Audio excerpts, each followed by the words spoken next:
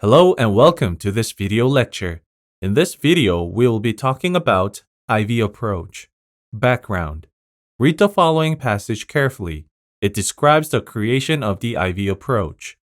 I realized some of the explanations and steps for solving problems given by the GMAT official guide were time-consuming and not very efficient. So I wondered whether there were ways to solve the questions more efficiently.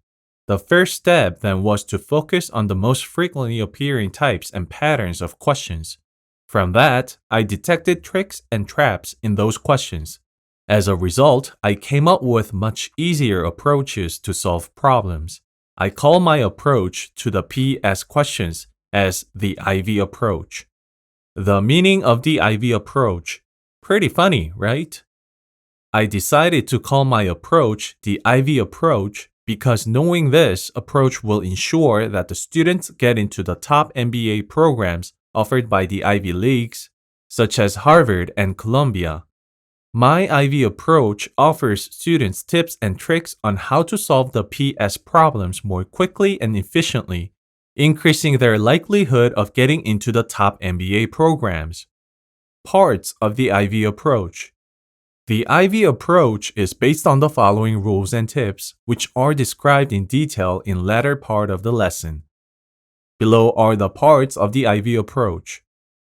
Axiom 1, 2, and 3.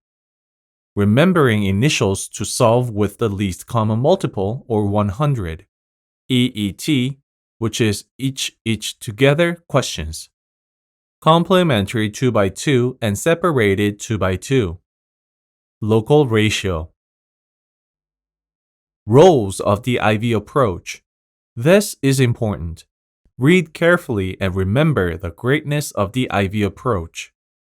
The IV approach applies to the various types of PS questions on the GMAT, from the easiest to the hardest questions. As students go through the questions, the approach offers quick ways to convert the questions into equations. Also, the likelihood of making errors is minimized, so it saves time and increases the likelihood of answering questions correctly. The approach offers effective ways to solve problems, especially easy to medium difficulty problems. It helps students solve these questions quickly and therefore increase their overall scores. By solving easy to medium difficulty problems quickly, students have more time to solve the high difficulty and even the highest difficulty questions towards the middle or end of the exam. The IV approach also offers ways to solve these difficult problems more accurately. As for the DS questions, the IV approach helps students double-check the question when converting the original condition and question into an equation using the variable approach.